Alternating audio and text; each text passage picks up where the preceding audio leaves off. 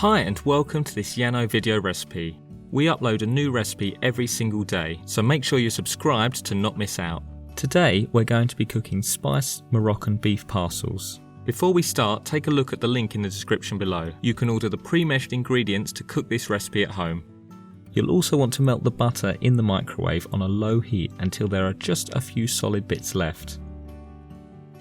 Get your frying pan on a medium-high heat and add the oil. Once it's hot, cook the beef until it's lightly browned and no longer pink.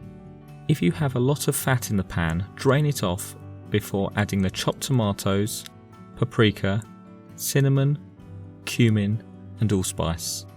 Mix everything together, lower the heat down to medium and leave it to reduce slightly. After about 10 minutes, take your filling mixture off the heat and you're now ready to assemble your parcels. Take a sheet of phyllo pastry and cut it in half to give you 2 rectangles. Lightly brush melted butter onto the back of one half. Now place the other half on top and brush it with melted butter again. Add a couple of spoonfuls of filling to one end of the pastry, leaving a little gap at the top and bottom. Now gently fold the pastry over the meat and fold in the sides.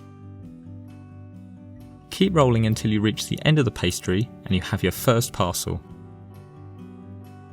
Repeat this process until you run out of filling. You'll find it gets much easier after your first couple of practices.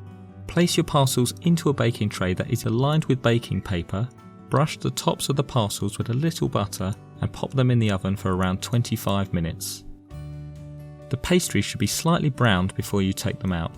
As soon as they are cool enough to eat, tuck in. The juicy, flavourful meat inside tastes delicious when combined with the crunchy, crispy shell. Thanks for watching and don't forget to like this video. We upload a new recipe every single day, so make sure you subscribe to not miss out.